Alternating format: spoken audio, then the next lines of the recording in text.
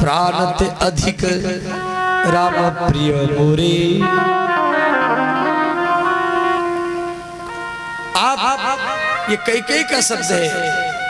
कई हरदम ये बोलती थी जब प्राणते अधिक राम प्रिय मोरे, और वो कई मुझसे कई गुना ज्यादा प्रेम तुझे करती थी। यदि कई तुझे वन में भेज रही पुत्र, मैं तुझे रोक नहीं सकती। इतने में माता सीता वहां पर आ गई। तो माता जानकी राम जी को बोली, नाथ मैं भी आपके साथ में जाऊंगी।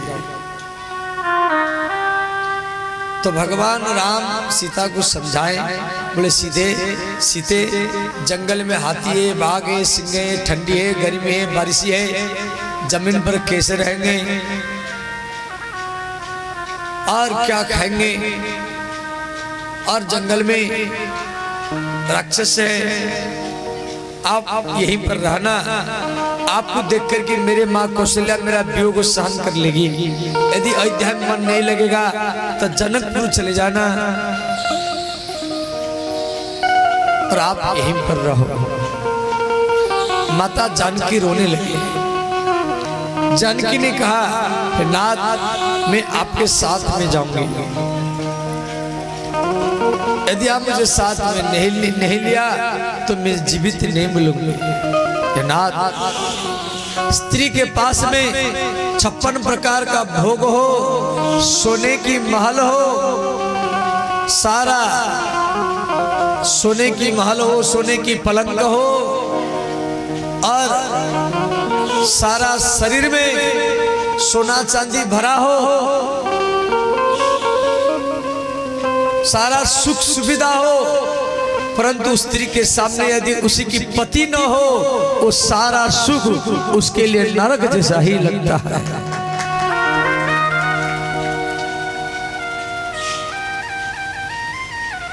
तो सीता के इस प्रकार हाथ को देख करके राम जी बोले, ठीक है अब आप तैयार हो जाओ।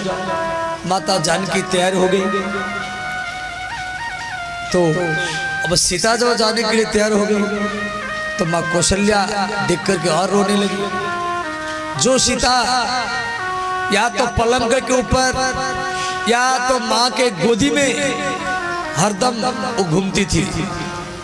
पलंग का पीठ तजी गोद हिंडोरा, सियाना दिन पगु अबनी कठोरा। अबनी माने पृथ्वी। जो सीता कभी पृथ्वी में पैर नहीं रखा, या तो पलंग में या तो माताओं की गोदी में, कि दशरथ महाराज की 700 पत्नी है, उस सब सीता को अपने घर में, कोई अपना महल में, कोई अपना महल में, हरदम सीता को गोदी में लेकर ही घूमती थी। और वो सीता नंगे पैर में जंगल में कैसे जाएगी, जो बांदरों के छवि को देख करके भय करती थी। और वो भालू राक्षस सिंह के बीच में कैसे रहेगी। अंत में सीता राम दोनों जाने के लिए तैयार हो गए। तो श्री माँ कौशल्या देख करके रोने लगी। कौशल्या माता सीताराम आज कौशल्या के चरण में प्रणाम किए। तो राम जी कौशल्या से विदाई लेकर के जा रहे हैं, और माँ कौशल्या बार बार राम जी को गोदी में उठाती है और कहती है, सुदीन सुमंगल कब होई। पुत्र राम वो सुदीन उस सुमंगल कब आएगा।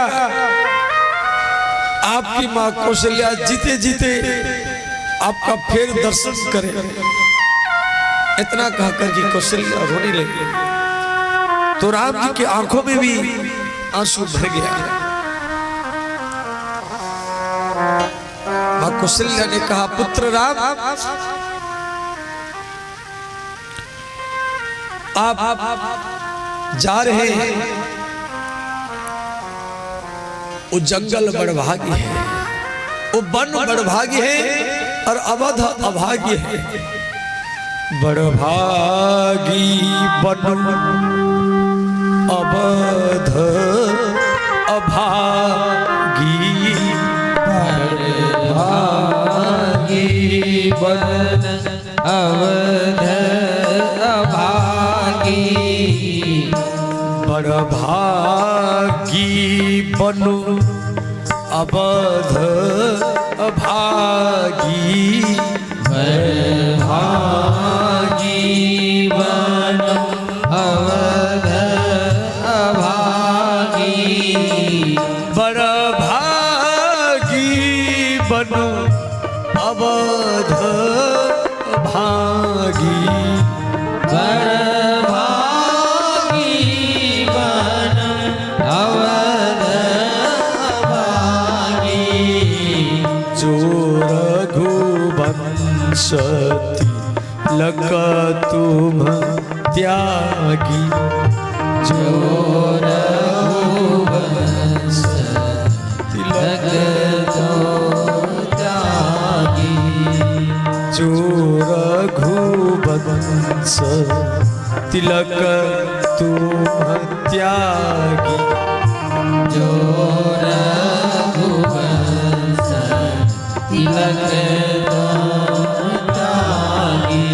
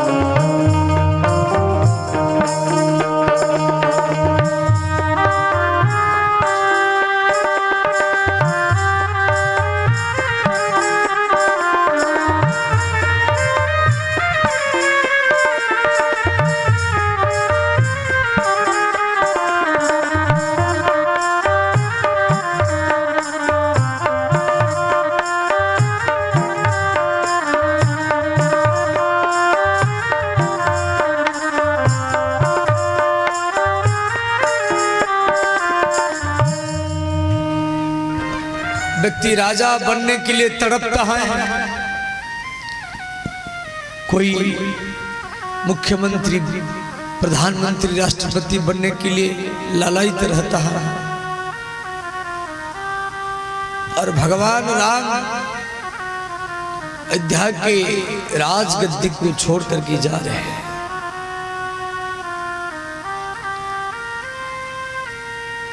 इसीलिए कौशल्य ने कहा, राम बड़भागी बनू, वो जंगल बड़भागी है, अवध अभागी, अयोध्या अभागी है। जो रघुवंश तिलक तुम त्यागी। राम जी के मन में एक सुई के बराबर इच्छा भी नहीं है मुझे राजा बना जाए। इधर श्री राम और सीता दोनों कौशल्या के महल से निकल गए। इतने में लक्ष्मण जी को मालूम पड़ा और लक्ष्मण जी दौड़ करके राम जी के पास में आ गए, प्रणाम किए, बोले भैया मैं आपके साथ में जाऊंगा, मैं आपके साथ में जाऊंगा। तो राम जी बोले भैया लक्ष्मण समाज क्या कहेगा, जब राम को वनवास था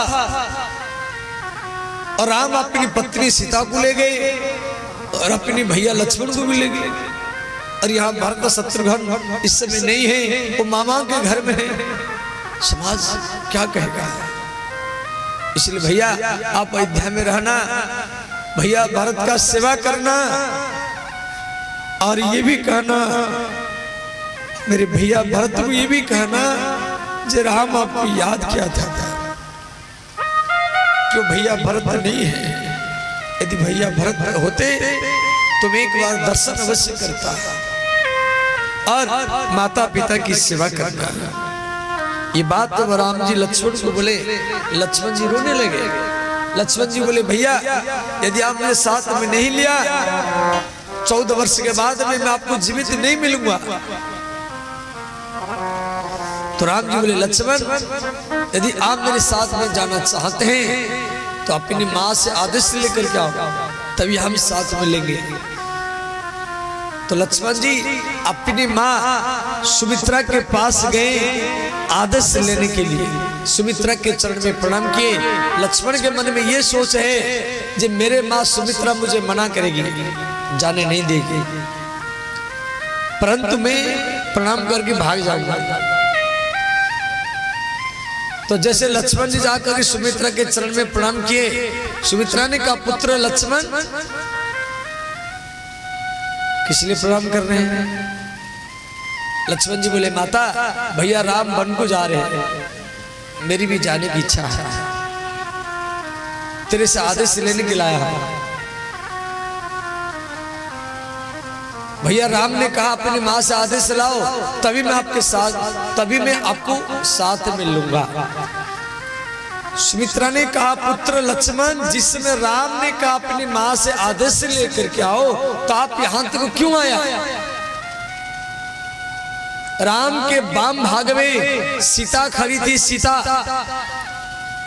पुत्र तुझे सीता से आदेश लेना चाहिए, मैं एक जन्म की माँ हूँ, सीता अनंत जन्म की माँ है, जगत माता है, तू मेरे से आदेश लेना नहीं था, तुझे सीता से आदेश लेकर के तुरंत राम के शरण में चले जाना चाहिए। तात तुम्हारी मातु वैदेही, ये बात सुमित्रा का है। सुमित्रा कह रहे लक्ष्मण मैं आपकी माँ नहीं, मैं तो एक जन्म की माँ हूँ, सीता तो जगत माता है। तात तो तुम्हारी मातु वैदेही, वैदेही माने सीता, पिता राम सब भांति सनही।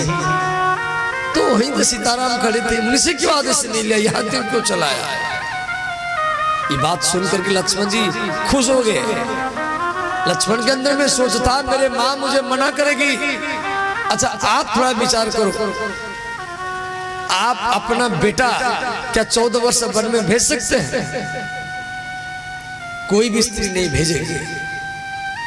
वो सीधा बोल ले राम जा रहा है, जाने दो, तेरा क्या जरूरत है? परंतु यहां सुमित्रा लक्ष्मण को मना नहीं किया,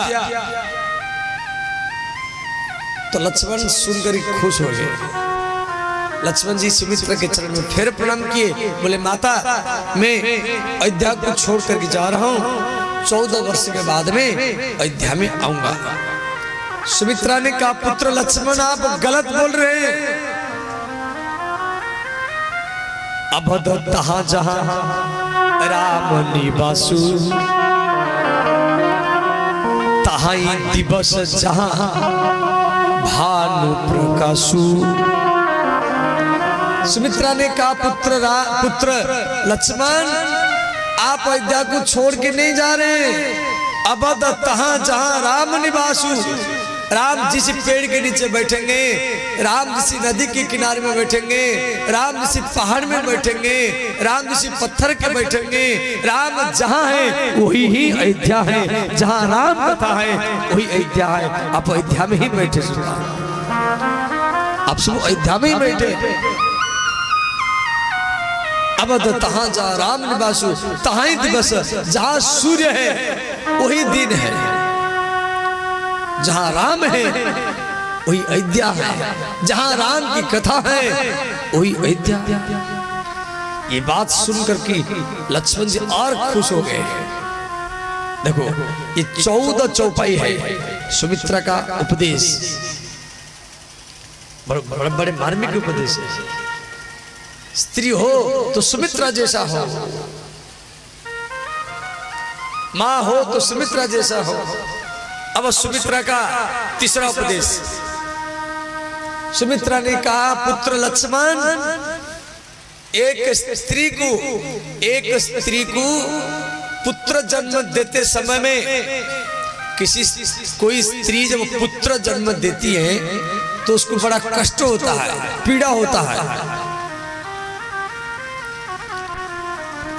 फिर भी वो स्त्री दूसरी बार गर्भ धारण करती है, इतना पीड़ा इतना कष्ट उसको अनुभव है, फिर दूसरी बार गर्भ क्यों धारण करती है? इसी लालसा से गर्भ धारण करती है जो अब की बार मेरे गर्भ से कोई मीराबाई, लक्ष्मीबाई, कोई कबीरदास, रविदास, तुलसीदास, स्वामी विवेकानंद जैसा बाल का जन्म ले, शंकराचार्य जैसा बाल का जन्म ले, इसी लालसा से ही वो गर्भ धारण करती सुता।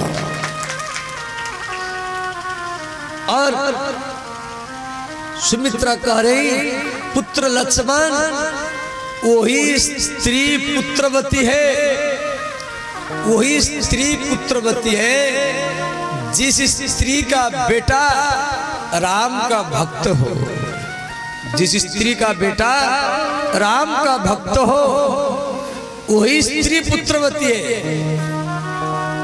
जिस स्त्री का बेटा राम का भक्त नहीं है, राम विरोधी है, सनातन धर्म विरोधी है, हिंदू धर्म विरोधी है, राम विरोधी है, वो स्त्री को, जिस स्त्री का बेटा राम विरोधी है, उस स्त्री को बांझ रहना अच्छा है, उस स्त्री को बांझ रहना अच्छा है, परंतु राम विरोधी पुत्र जन्म देना महान पाप ही पाप है। इससे तो अच्छा बांझ रहना चाहिए। ऐसा पुत्र हम जन्म दिया जो धर्म विरोधी है, जो राम विरोधी है, जो समाज विरोधी है, जो राष्ट्र विरोधी है, जो आतंकवादी है, विस्तारवादी है, भ्रष्टाचारी है। ये सुमित्रा का तीसरा उपदेश गोस्वामी तुलसीदास जी लिखे हैं। पुत्रवती जू पति जग सोई, रघुपति भक्त जासु सुत होई।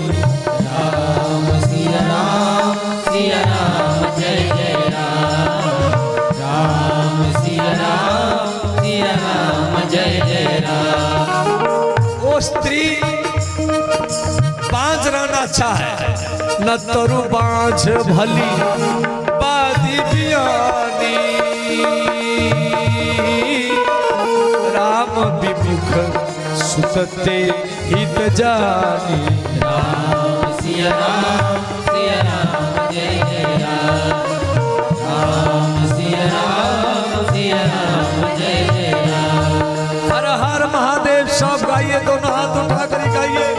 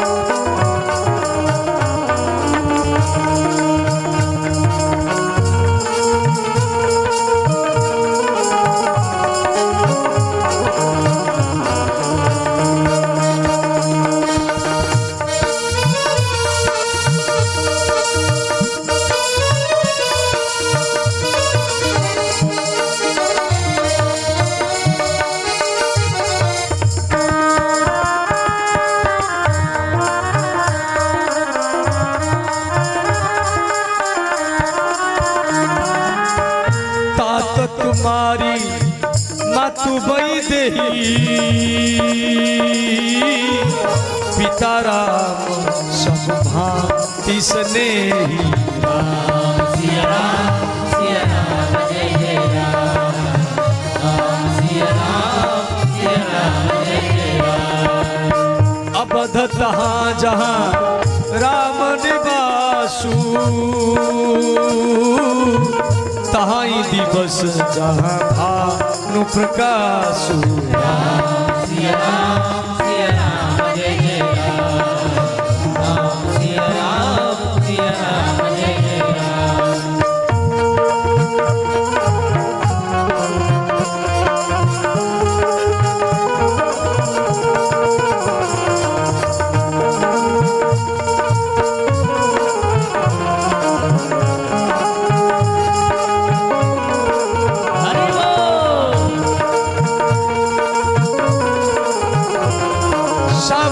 दोनों हाथ उठा कर गाइए हर हर महादेव।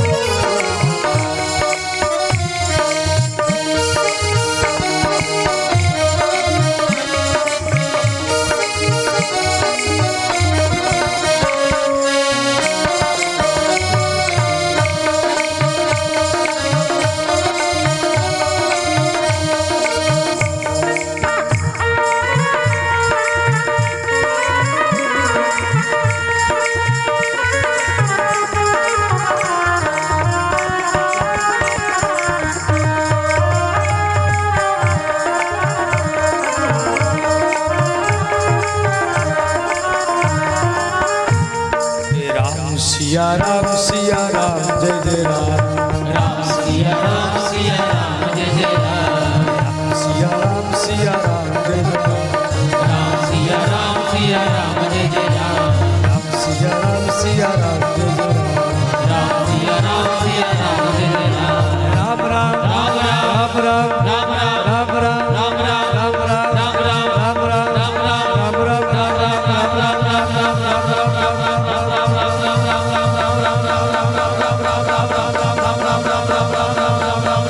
बोले सीताराम भगवान की जय। ये सुमित्रा का उपदेश। अब सुमित्रा का अंतिम उपदेश ध्यान देना। सुमित्रा कह रहे राग रोसु ईर्षा मद मोह जन सपने हो इन्हीं के बस हो। ये चौपाई का अर्थ है पुत्र लक्ष्मण जनी सपने हो। जनी शब्द का अर्थ है नहीं, जनी माने नहीं, सपने हो। पुत्र लक्ष्मण सुमित्रा करें लक्ष्मण को पुत्र लक्ष्मण सपने में नहीं क्या राग रोष ईर्षा मद मोह माने सपने में भी राम के प्रति द्वेष भाव मत रखना। सपने में भी राम के प्रति ईर्षा मत रखना। सपने में भी राम से कभी लड़ना नहीं।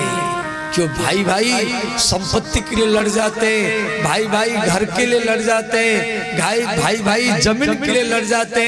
आपको जमीन के लिए, घर के लिए, संपत्ति के लिए लड़ना नहीं है। आपको विपत्ति को उठाने के लिए ही लड़ना है, संकट को उठाने के लिए लड़ना है। लक्ष्मण जी बोले माता, ये बात सुनकर के लक्ष्मण जी घबरा गए। तो सुमित्रा बोली सपने में भी राम के प्रति कभी ईर्षा द्वेष मोह लोभ मत रखना। तो लक्ष्मण जी बोले माता, ये सपने क्या होता है? सपने क्या होता है? सुमित्रा ने कहा पुत्र, सपने वो होते हैं, सपना वो होते हैं जो सोने के बाद में आते हैं। सोने के बाद में सपना आते हैं। लक्ष्मण जी बोले माता, यदि मैं सोऊंगा तभी तो सपने देखूंगा।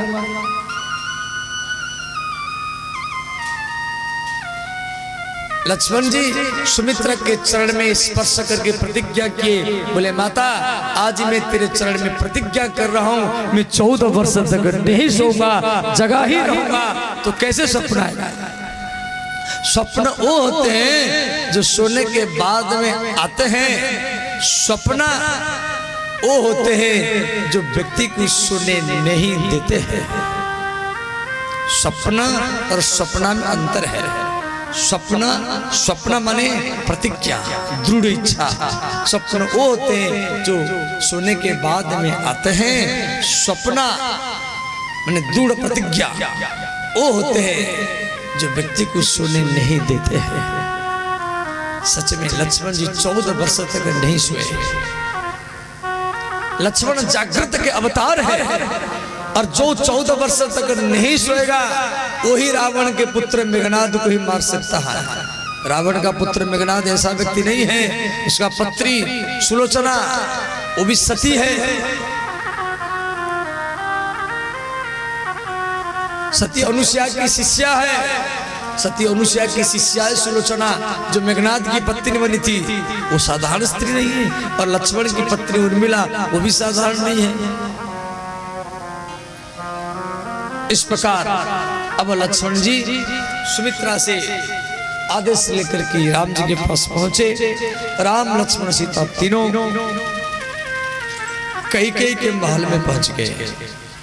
माता कैकेयी को जाकर के प्रणाम किए और दशरथ महाराज बेहोश पड़े हैं। श्री सुमंत ने कहा, महाराज राम लक्ष्मण सीता आपको प्रणाम कर रहे हैं। महाराज होश में आ गए। तो जब देखे तीनों राम लक्ष्मण सीता तीनों प्रणाम कर रहे हैं, तो राम को देख करके दशरथ जी फिर फुट फुट होकर के रोने लगे।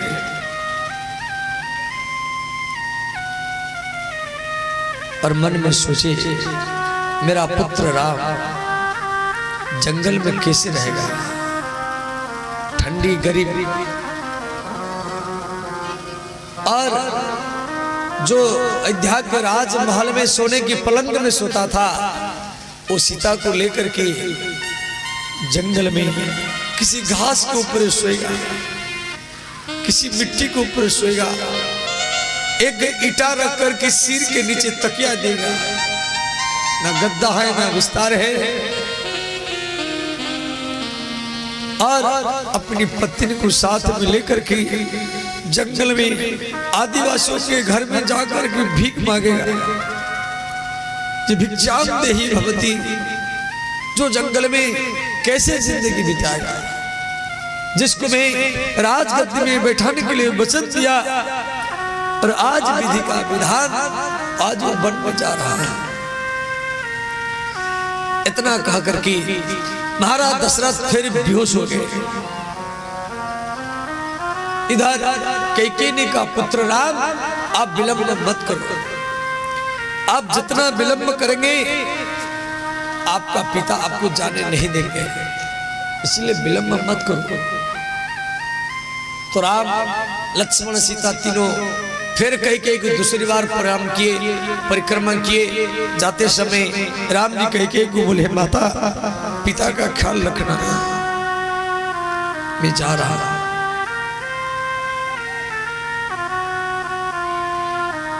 राम जी निकल पड़े। तो उस समय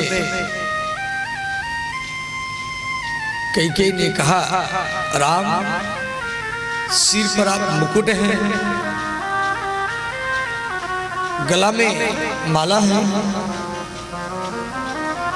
ये सोने की मुकुट, सोने की माला, ये सोने की अंगूठी, सोने की बाजूबंद, पुत्र ये उतार दो। तो जब मां कैकेयी बोल दी तो राम जी अपना मुकुट उतार दिए। कान में सोने की कुंडल था वो भी उतार दिए। गला में सोने की माला था वो भी राम जी उतार दिए। कमर में करदिन था क्यों, राम जी तो राजकुमार हैं। बाजू में बाजूबंद था वो भी राम जी उतार उतार करके कैकेयी के चरण में रख दिए। जब राम जी उतार दिए तो लक्ष्मण जी उतार दिए। राम लक्ष्मण दोनों अपना आभूषण को उतार चुके हैं। उस समय कैकेयी ने सीता को कहा, सीते इन आभूषणों को आप उतार दो। तो माता जानकी गला में जो हार उसको उतारा, करधनी को उतारा, बाजूबंद को उतारा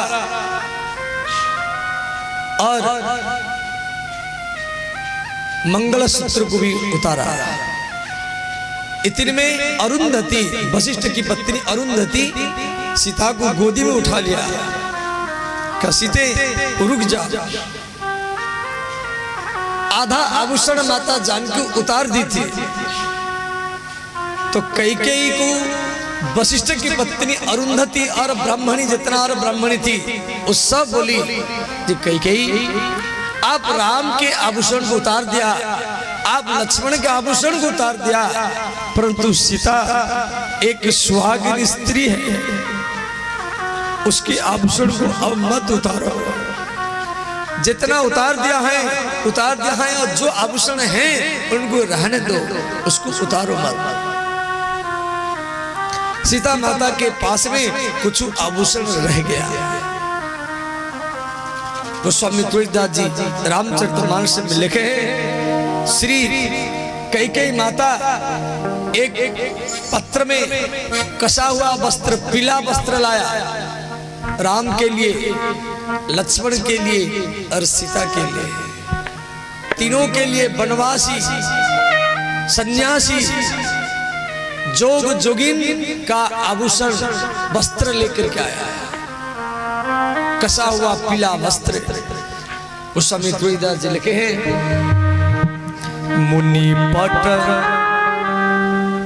भूषण, मुनि पट, पट माने वस्त्र, मुनि पट भूषण भाजन आनी, मुनि पट भूषण भाजन आनी, मुनि पट भूषण भाजन आनी, मुनि पट भूषण भाजन आनी, मुनि पट भूषण भाजन आनी, मुनि पट भूषण भाजन आनी, आगे धरी बोली मृदु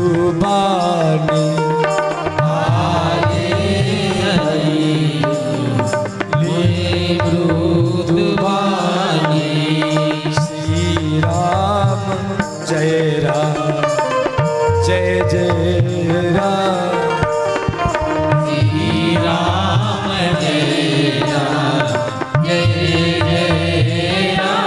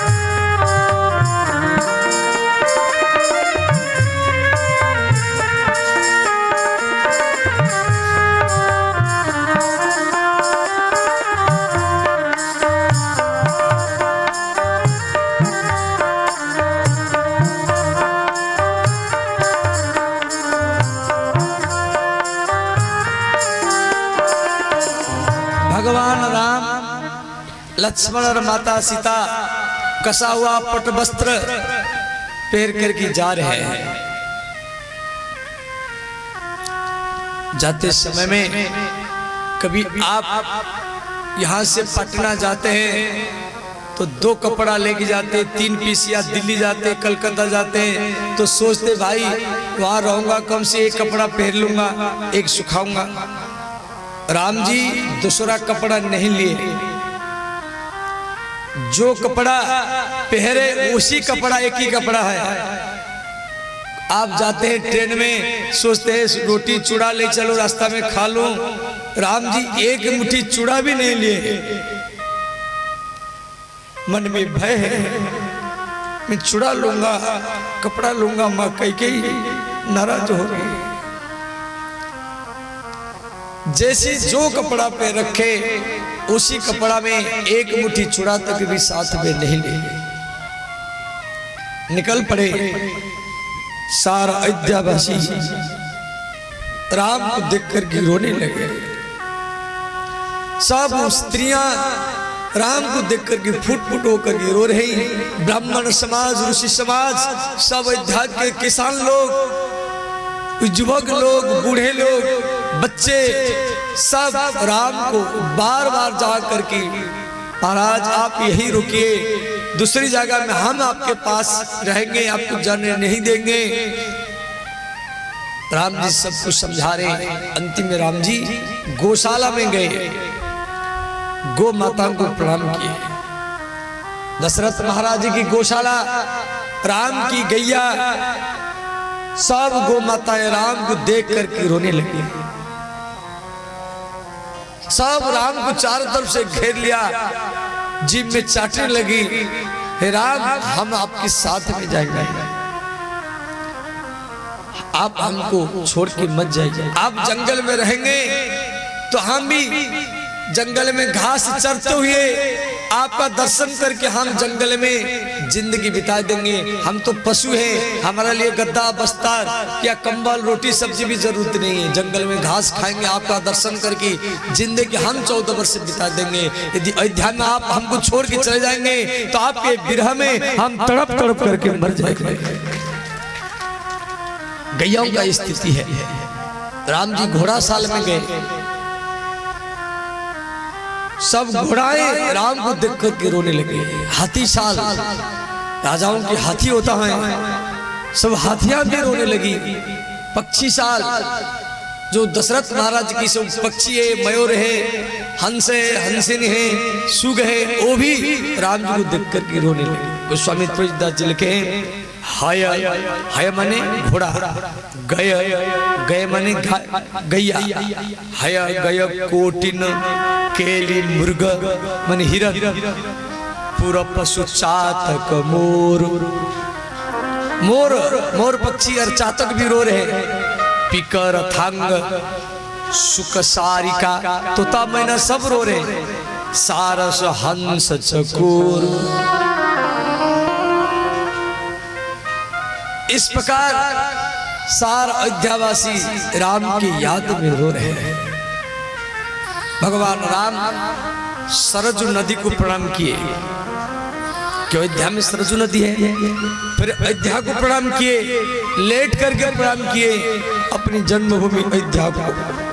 और लक्ष्मण को बोले, भैया जंगल में जा रहे हैं, अयोध्या की मिट्टी ले चल। जननी झटम भूमिश्च स्वर्गादपि गरियसी, जन्मभूमि और जननी ये वैकुंठ से भी महान होता है। राम जी अयोध्या की मिट्टी को अपनी कपड़ा में बांधे।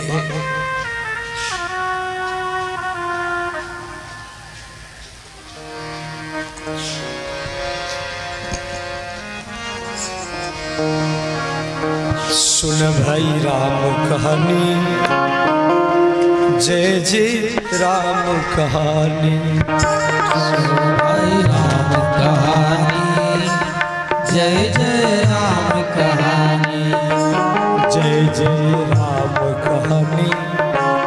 सुन भाई राम कहानी, जय जय राम कहानी, सुन भाई राम कहानी, जय जय राम कहानी, सुन भाई राम कहानी, जय जय राम कहानी, सुन भाई राम कहानी। इसे सुनकर मिट जाता है, इसे सुनकर मिट जाता है जन्म जन्म कर हानि।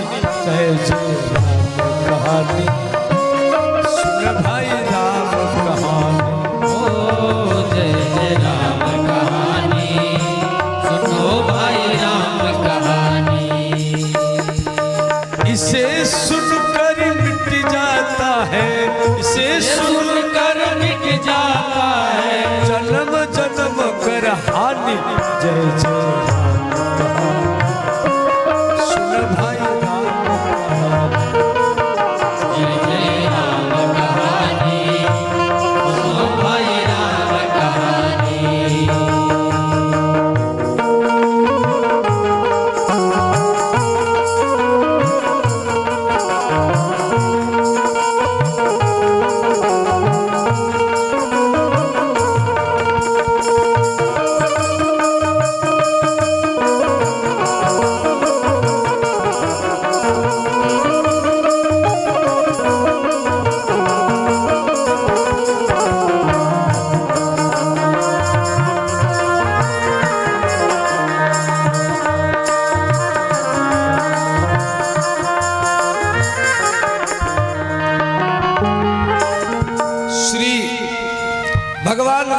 अयोध्या से निकल गए। दशरथ महाराज होश में आए, सुमंत जी बैठे हैं। दशरथ जी सुमंत को बोले, सुमंत क्या राम चले गए? सुमंत ने कहा, महाराज राम चले गए। जाते समय में मां कैकेयी ने राम के आभूषण को उतार दिया है। राम जाते समय में जो कपड़ा पहने उसी कपड़ा में चले गए, दूसरा कपड़ा भी नहीं ले, एक मुट्ठी चावल भी नहीं लिए। दशरथ जी सुन करके रोने लगे, बोले सुमंत मेरा पुत्र राम लक्ष्मण सीता चले गए, नंगे पैर में चले गए, ये रथ ले जाओ। इनको रथ में 14 वर्ष के परिवर्तन में 14 दिन जंगल में घुमा करके वापस ले आओ। यदि राम लक्ष्मण नहीं आएंगे तो सीता को कैसे भी समझा करके ले आओ, आप रथ लेकर ले जाओ। तो सुमंत ने पीछे से रथ लेकर गया। अयोध्या के लोग जा रहे, लाखों करोड़ व्यक्ति। तो अयोध्या से 40 किलोमीटर दूर पर तमसा नदी है, नदी का नाम है तमसा नदी। उसी नदी के किनारे में राम जी रुके। सारा अयोध्यावासी भी उनके अगल बगल में सब वहीं पर रहे। राम जी दिन भर भूखे रहे, कुछ लेके नहीं गए खाने के लिए, और लाखों करोड़ व्यक्ति उनके साथ में भी अयोध्या के सब लोग निकल गए। जो राम जी नहीं खाए तो अयोध्या के लोग भी नहीं खाए। पुरुष स्त्री वो भी नदी के किनारे में सब सोते रहे। अर्धरात्र में राम जी ये सुमंत को बोले, सुमंत एक काम करो, आप रथ को चलाओ, रथ को आगे पीछे बाएं दाएं इस प्रकार घुमाओ जैसे किसको मालूम नहीं पड़े कि राम किधर गए। तो रथ में राम लक्ष्मण सीता तीनों बैठे। सुमंत आगे पीछे बाएं दाएं पूर्व उत्तर दक्षिण चारों तरफ घुमा करके रात में वो निषाद राज गंगा के किनारे में पहुंचा दिए। प्रातकाल हुआ, अयोध्या के लोग जब जागे, न रथ है, न घोड़ा है, न राम है, न लक्ष्मण है, न सीता है, न सुमंत है। अयोध्या के लोग वहीं बैठ कर के रोने लगे, राम चले गए। इधर निषाद राज शुंगेवरपुर गंगा के किनारे में है। तो निषाद राज ने राम जी का स्वागत किया। तो निषाद राज राम का मित्र था, वो सबरों का राजा था। वो राम जी का स्वागत किया। उसके बाद में